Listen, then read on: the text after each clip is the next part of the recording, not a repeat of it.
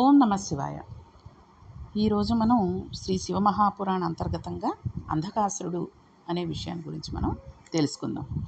భగవంతుడు భక్తికి లొంగిపోతాడు. కేవలం ఆయన యందు భక్తితో ఈశ్వరుడు ఉన్నాడు, ఆయన మనకు రక్షకుడు అనే నమ్మకంతో ఉన్న వ్యక్తి సర్వకాలముల యందు ఈశ్వరుడి చేత రక్షించబడతాడు. ఇక్కడ మనం ఒక విషయాన్ని గమనించాలి. భక్తి కలిగిన వాడు ఈశ్వరుడి చేత రక్షించబడతాడు. భక్తి కలిగి ఉండడం వలన అనుషంగిక ప్రయోజనం ఒకటి ఉంది. ఈశ్వరుడు ఉన్నాడు అనే నమ్మకం కలగడం భక్తి వలన కలిగే ప్రధాన ప్రయోజనం. పరమ భక్తులైన వాళ్ళు ఈశ్వరుడి వలన రక్షణ పొందుతారు. ఈశ్వరుడు ఉన్నాడు అన్న విషయం తేటతెల్లం కావడానికి భక్తుల భక్తియే సాధనం. అందుకే భగవంతుడు ఒక చిత్రమైన మాట అన్నాడు, ఎవడు భక్తిగా ఉన్నాడో వాడిని నిన్ను రక్షించాలి, వాడే రక్షణ పొందకపోతే కొన్న వేల మందిలో ఆ నమ్మకం పోతుంది అన్నాడు. రక్షణ అనేది ఒక స్థాయికి వెళ్ళిపోయిన తర్వాత జ్ఞానం అయిపోతుందండి. అది ఇప్పుడు ఆ జ్ఞాన స్థాయిలోకి భక్తుడు వెళ్ళిపోయిన తర్వాత ఇక మనకి ఆయన అందడు. ఆయనకు కష్టం వచ్చినా సుఖం వచ్చినా వాటికి సాక్షిగా ఉంటాడు. కాబట్టి భగవంతుడికి ఆయన కష్టాన్ని తీయవలసిన అవసరం ఏమి ఉండదు. అప్పుడు ఇది కష్టము అని అనుకుంటున్న భక్తునికి కష్టం తీస్తాడు. కష్టం ఎక్కడుంది, సుఖం ఎక్కడుంది? ఉన్నది ఈశ్వరుడు ఒక్కడే కదా. లోపల ఉన్న ఆత్మకి కష్టము లేదు, సుఖము లేదు అనే స్థాయికి వెళ్ళిపోయిన వాడికి ఇంక ఈశ్వరుడు కష్టం తీయడం సుఖం తీయడం అనేది ఏది ఉండదు. అటువంటి వాళ్ళకి అసలు కష్టము సుఖము అనేది ఏది ఉండదు. అటువంటి వ్యక్తి వాటికి సాక్షిగా ఉంటాడు. ఇది చాలా గొప్ప స్థితి. ఇది చేరవలసిన స్థితి. ఈ స్థితిని చేరిన వాడిని లోకం జ్ఞాని అని పిలుస్తుంది. సనాతన ధర్మం నందు ఆప్తాకాముడు అని ఒక మాట మాట్లాడతారు. ఆప్తకాముడు అంటే అందరిలా జీవితాన్ని మొదలుపెట్టి చిట్ట చివరకు వెళ్ళేసరికి సుఖదుఖాలకు రెండిటికీ సాక్షిగా ఉంటూ దేనిని గురించి బెంగ లేకుండా తాను ఆత్మ వస్తువుగా నిలబడిపోయినవాడు ఆప్తకాముడు. వాడు మహాజ్ఞాని. భగవాన్ రమణులు, రామకృష్ణ పరమహంస, చంద్రశేఖర పరమాచార్య ఇలాంటి వాళ్ళందరూ కూడా ఆ కోవలోకి వస్తారు. శ్రీ భగవాన్ రమణులు, శ్రీరామకృష్ణ పరమహంస గారు, శ్రీ చంద్రశేఖర పరమాచార్యుల దృష్టిలో ఈ భక్తి చిత్ర విచిత్రమైన విషయాలను తీసుకొస్తుంది. మనం ఊహించడానికి కూడా అలవి కానటువంటి విషయాలు ఇక్కడ తెలుస్తూ ఉంటాయి. మన ఊహకి కూడా అందని విషయాలు భక్తి చేత సాధించబడుతూ ఉంటాయి. దీనివలన మనకి ఈశ్వరుని యందు పూనిక కలుగుతుంది. దీనికి ఒక కథ ఏంటంటే, పూర్వకాలంలో భృగువు అనే మహర్షి ఉండేవాడు. ఆయన భార్య పేరు ఊర్జస్వతి. భృగువుకి ఒక కుమారుడు ఉన్నాడు. ఆయనకి భార్గవుడు అని పేరు. ఊర్జస్వతి ప్రియవ్రతుని కుమార్తె. ప్రియవ్రతుడు ఉత్తానపాదుడు సోదరుడు. ఉత్తానపాదుడి పేరు వినేసరికి మనకి ధ్రువుడు జ్ఞాపకానికి రావాలి. ఇంతకు పూర్వం గ్రహాలన్నీ తిరగడానికి ఒక స్తంభంగా ఎవరు నిలబడ్డారో అటువంటి వాడి వంశంలో పుట్టిన పిల్ల ఇక్కడికి వచ్చిందనమాట. ఒక్కొక్క మహానుభావుడి కుమార్తె ఒక్కొక్క వంశంలోంచి వచ్చిన పిల్ల సుక్షేత్రం అవుతుంది. ఆమె ఒక మహాపురుషుడికి జననం ఇవ్వడానికి కావలసిన క్షేత్రం అయి ఉంటుంది. కోడల్ని ఇంటికి తెచ్చుకోవడంలో ఆమె వంశచరిత్రను గురించి ఇక్కడే జాగ్రత్త వహించాల్సి ఉంటుందండి. అంతేగాని ఆ కోడల్ని చేసుకుందాం, మీ పిల్లని చేసుకుంటాం, మాకు ఎంత కట్నం ఇస్తారు, ఎన్ని చీరలు పెడతారు, ఎంత బంగారం పెడతారు, పెళ్ళి ఎంత ఘనంగా చేస్తారు, ఏ హాల్లో చేస్తారు అన్నది కాదు. అవన్నీ చూసుకుని పిల్ల యొక్క వంశాన్ని పరీక్షించకపోతే ఆ తర్వాత మనకి ఇంకా వంశం లేకుండా అయిపోతూ ఉంటుంది. కాబట్టి ఈమె ఒక మహాపురుషుడికి జననం ఇవ్వడానికి కావలసిన క్షేత్రం అయి ఉంటుంది. ఊర్జస్వతి భృగువు భార్య. ఊర్జస్వతి భృగువుల కుమారుడు భార్గవుడు. భార్గవునికి 4 కుమారులు కలిగారు. వాళ్ళ పేర్లు చండు, అమర్కుడు, త్వాష్ట్రుడు, ధరాత్రుడు. చండు, అమర్కుడు వీళ్ళిద్దరూ రాక్షసులకి గురువులు. ప్రహ్లాదుడికి పాఠాలు నేర్పిన గురువులు వీరేనండి. భార్గవుడికి శుక్రుడు అనే పేరు కూడా ఉంది. శుక్రుడు అనేది భార్గవుని బిరుదునామం. అసలు పేరు బిరుదునామాన్ని కప్పేసింది, అందుకే శుక్రుడు అని అంటాడు. కానీ చాలామంది భార్గవుడు అనే పేరుని తక్కువే జ్ఞాపకం ఉంచుకుంటారు. ఇటువంటి భార్గవుడికి ఒక కోరిక పుట్టింది. ఇది సృష్టిలో చాలా చిత్రమైన కోరిక. పురాణాలలో మనం చదువుతూనే ఉంటాం. ఎవరైనా రాక్షసుడు తపస్సు చేసి తాను చనిపోకుండా ఉండాలని పరమేశ్వరుని కోరుతూ ఉంటాడు. ఆత్మకి చావు లేదు కాబట్టి ఇక శరీరం చచ్చిపోకుండా ఉంటే చాలు అనేది వాడి ఉద్దేశం. ఇప్పుడు బ్రహ్మగారు అలా కుదరదు, ఇంకొక మాట చెప్పండి అంటారు. వాడేదో పెద్ద పెద్ద కోరికల జాబితా చెప్తూ ఉంటాడు. దానికి బ్రహ్మగారు తదాస్తు అంటారు. అంటే ఏదో రకంగా వాడికి చావు వస్తుంది, కానీ కొన్నిటి వల్ల చావు ఉండకూడదు అని కోరుకుంటాడు. ఇప్పుడు మహానుభావుడు శ్రీమన్నారాయణుడు ప్రతిదానికి మినహాయింపు వచ్చేటట్టుగా ఒక అవతారాన్ని తీసుకుంటూ ఉంటాడు. తీసుకుని రాక్షసుని సంహరించేస్తూ ఉంటాడు. సంహరింపబడేలోగా ఈ రాక్షసుడు కొంత అల్లరి చేస్తూ ఉంటాడు కదండి. అనేక మంది దేవతల మీదకి యుద్ధానికి వెళ్ళడం, దేవతలను ఓడించడం, ఋషుల్ని బాధ పెట్టడం, ఇలాంటి పనులన్నీ చేస్తూ ఉంటాడు. ఎక్కడికి వెళ్ళినా ఇదే కథ. తపస్సు చేసి చనిపోకుండా ఉండాలని రాక్షసులు కోరుకుంటూ ఉండడం, ఋషులు తపస్సు చేసి ఇంకా తాము పుట్టకూడదు, మోక్షాన్ని ఇచ్చేయండి అని కోరుకోవడం జరుగుతూ ఉంటుంది. తిరిగి శరీరం పుచ్చుకోకూడదని ఋషులు కోరుతూ ఉంటారు. ఎప్పటికీ చావకూడదని రాక్షసులు కోరుతూ ఉంటారు. శరీరం పుచ్చుకోకుండా ఉండాలంటే వాళ్ళు మోక్షాన్ని పొందాలి, అంటే ఈశ్వరుల్లో కలిసిపోవాలి. ఈ విధంగా ఋషులు మళ్ళీ వారికి పుట్టుక వద్దని అంటూ ఉంటారు. రాక్షసులు ఏం చేస్తారు, వీళ్ళకి విరుద్ధంగా కోరుతూ ఉంటారు. తాము చావకూడదు అంటారు. చావకూడదు అని అడిగిన వాళ్ళు చచ్చిపోతూ ఉంటారు. పుట్టకూడదని అడిగిన వాళ్ళు పుట్టకుండా అయిపోతూ ఉంటారు. తనకు చావు పుట్టుకలతో భయం లేదన్నవాడు కూడా చావు పుట్టుకలకు అతీతంగానే వెళ్ళిపోతాడు. శంకరాచార్యుల వారు అలాగే అడిగారండి. అలా అడగడం ఇంకా పెద్ద స్థాయి. కాబట్టి భార్గవుడు ఈ రెండు కోవలకు చెందడు. ఈయన అన్నాడు, అసలు చావు అన్నది ఒకటి ఈ లోకంలో ఉంది కదా, శరీరాలు చచ్చిపోతూ ఉంటాయి కదా, ఈ చచ్చిపోయిన శరీరం వెంటనే బ్రతికించే శక్తి నాకు వస్తే చాలా బాగుంటుంది అని అనుకున్నాడు. ఇది ఎంత విచిత్రమైన కోరికో చూడండి. డాక్టర్ చదివేవాళ్ళు కూడా చచ్చిపోకుండా చేయడం కోసం తాము చదువుతున్నామని చెప్పరు. చావు వచ్చే లోపల వచ్చి బాధ పెట్టే రోగాలను ఈశ్వర స్వరూపంతో తగ్గించేసి బాధను తగ్గిస్తారు. బాధ తగ్గించగలిగిన వాడు ఈశ్వరుడైతే ఈశ్వర రూపంలో వైద్యుడు ఉన్నాడు కాబట్టి వైద్యో నారాయణో హరిహి ప్రథమో దైవ్యోభిషిక్ అంటారు. ఈయనకు ఈ చిత్రమైన కోరిక వచ్చిందనమాట. ఇలా చచ్చిపోయిన వాడు నేను ఒక మంత్రం వేయగానే వాడు బతకాలి అని అనుకున్నాడు. అంటే ఆయన ఇప్పుడు ఒక ప్రతి సృష్టి చేస్తున్నాడు, అంతే కదండి. భగవంతుడి సృష్టిలో వాడికి మరణం వచ్చేసిన తర్వాత మళ్ళీ వాడిని బతికించడం అంటే ప్రతి సృష్టి చేయడమే. సృష్టి క్రమంలో బ్రహ్మగారు ఒక జీవికి ఇన్ని సంవత్సరాలు బతకాలి అని నిర్దేశిస్తాడు. ఆ తర్వాత ఆ జీవి చనిపోవాలి. ఇప్పుడు భార్గవుడు బ్రహ్మగారు రాసిన రాతని తిరగరాస్తానన్నమాట. తాను ఆ స్థాయికి ఎదగాలనుకున్నాడు. అందుకు గాను మృత సంజీవని అంటే చచ్చిపోయిన శరీరాన్ని మళ్ళీ పుట్టించాలి అని అనుకున్నాడు. ఇంకొక శరీరంతో పుడితే అది మళ్ళా బ్రహ్మగారి గొప్పతనం అవుతుంది. ఏ శరీరంతో అయితే చచ్చిపోయాడో అదే శరీరంతో, అంతే వయస్సుతో, అంతే బలంతో మళ్ళీ వాడు పుట్టేయాలి. ఇలా తాను చేయాలనుకున్నాడు. ఆయన ఆలోచించాడు, ఈ కోరిక తీరడానికి సృష్టికర్తగా ఉన్నవాడు, స్థితికర్తగా ఉన్నవాడు, ప్రళయకర్తగా ఉన్నవాడు అయినటువంటి పరబ్రహ్మం అనుగ్రహంతో ఇంకొక మెట్టు పైకి వెళ్ళాలని, ఎలా పడిపోయిన వాడిని అలాగే బతికించాలని, అటువంటి శక్తిని పరబ్రహ్మం నుండి పొందాలని భావించాడు. అటువంటి పరబ్రహ్మ కాశీపట్టణంలో తపస్సు చేస్తే తొందరగా ప్రీతి చెందుతాడు. కాబట్టి తాను అక్కడికి వెళ్ళి తపస్సు చేయాలని నిర్ణయించుకున్నాడు. కొంతమందికి వెర్రెత్తిపోయి ఉంటూ అంటారు చూసారా, ఏం చేస్తున్నారో ఏమి జరుగుతోందో అనేది కూడా తెలుసుకోకుండా వాళ్ళ కోరికలు తీర్చేసుకుంటూ ఉంటారు. కాబట్టి ఇటువంటి స్థితిలో కాశీపట్టణం వెళ్ళి తపస్సు చేయాలని భార్గవుడు నిర్ణయించుకున్నాడు. ఇప్పుడు ఈయన కాశీపట్నం వెళ్ళి తపస్సు మొదలుపెట్టాడు. ఆయన ఎందుకు తపస్సు మొదలుపెట్టాడో శంకరుడికి తెలుసు. ఆయన రాక్షసపరమైన తపస్సు చేయలేదు. ఆయన కాశీలో ఒక శివలింగాన్ని ప్రతిష్ఠ చేశాడు. దానికి ప్రతిరోజు 1000 మార్లు అభిషేకం చేసేవాడు.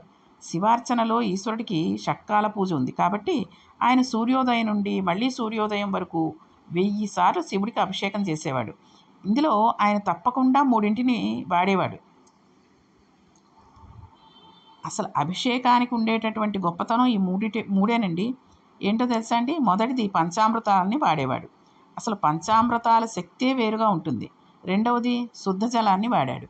అభిషేకం చేసేటప్పుడు మనం నిన్న చెప్పుకున్నాం, ఒక పదార్థం నుండి వేరే పదార్థానికి శివుడికి అభిషేకం చేసేటప్పుడు వెంటనే మీద పోసేస్తే అది అపచారం అవుతుంది అని.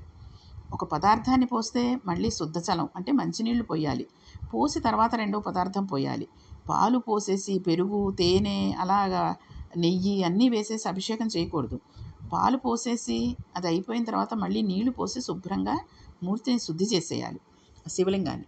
అందుకే శుద్ధ జలంతో ఒక పెద్ద పాత్రని పక్కన పెట్టుకోవాలి.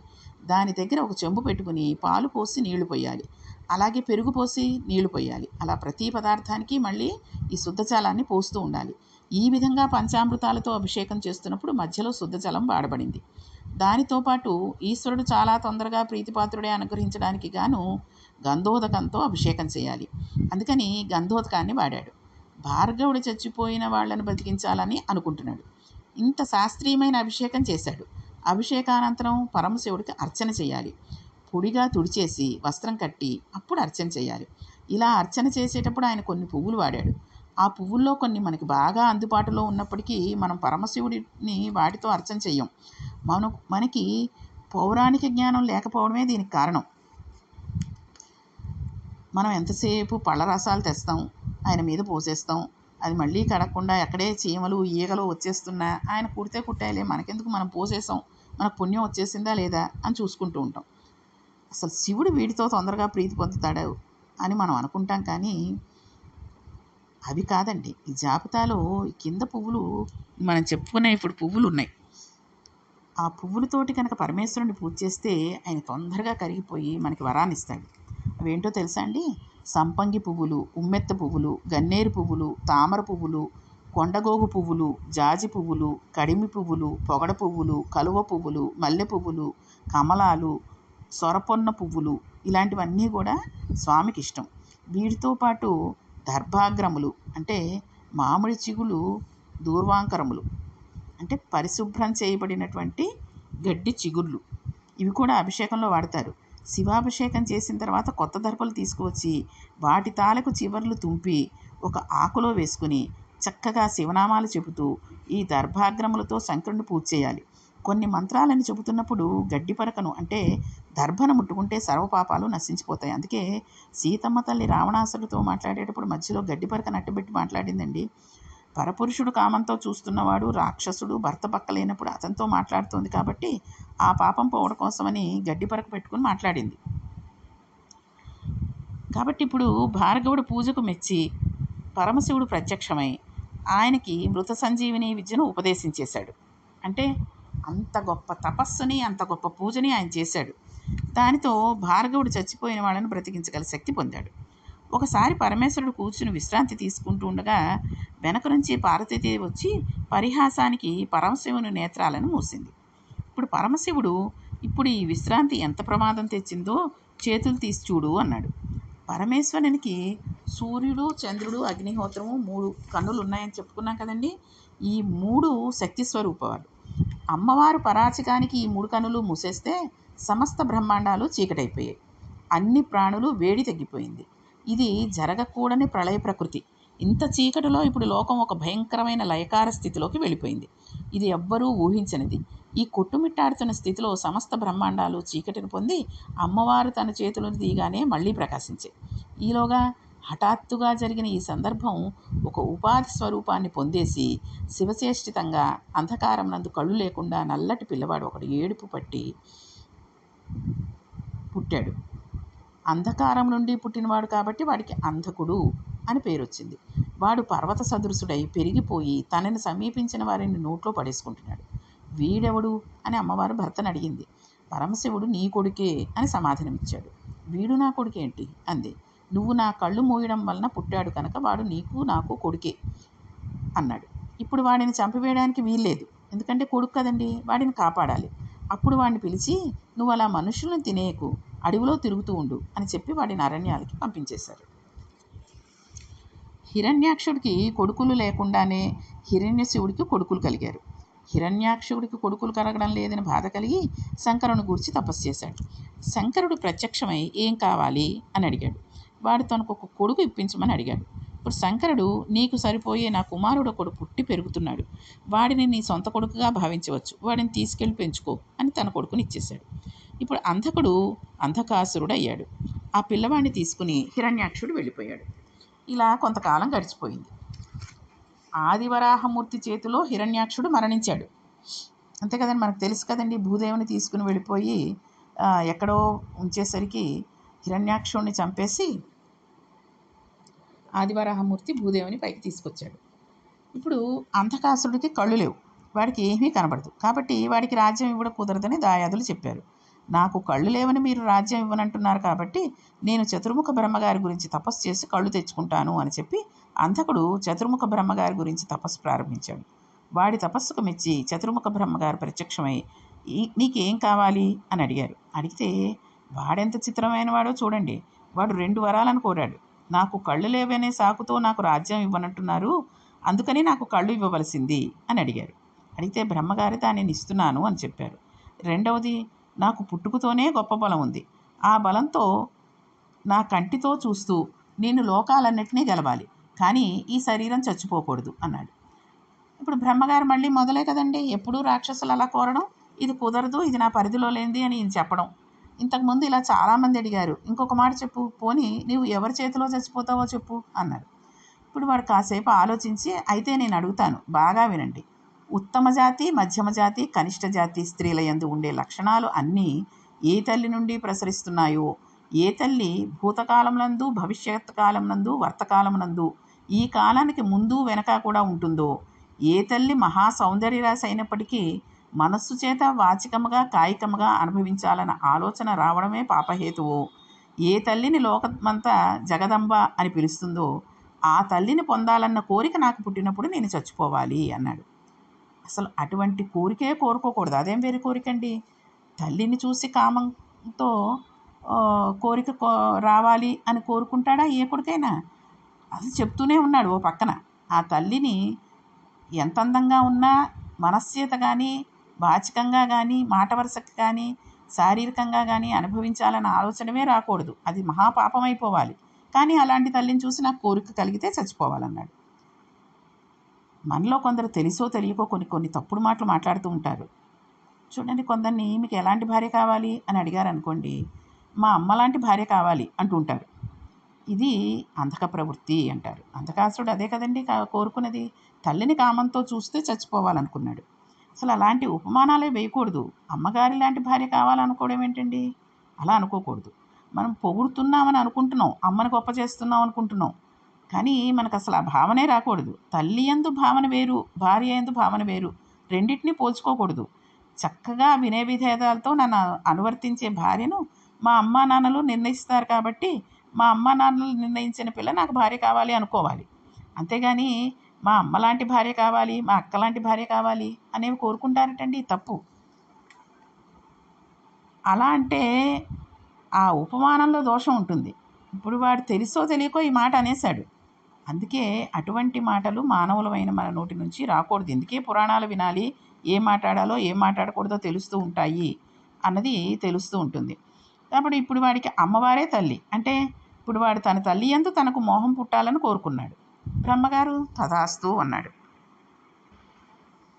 బ్రహ్మగారి దగ్గర ఈ వరం పొందినటువంటి అంధకాసురుడు ఏ రకంగా అమ్మవారి దగ్గరికి వెళ్ళి చూడకూడని చూపు చూశాడు, తన మరణాన్ని తానే తెచ్చుకున్నాడు అనే విషయాన్ని మనం రేపటి పారాయణంలో కొనసాగిద్దాం. ఓం నమః పార్వతీపతి హర హర మహాదేవ శంభో శంకర.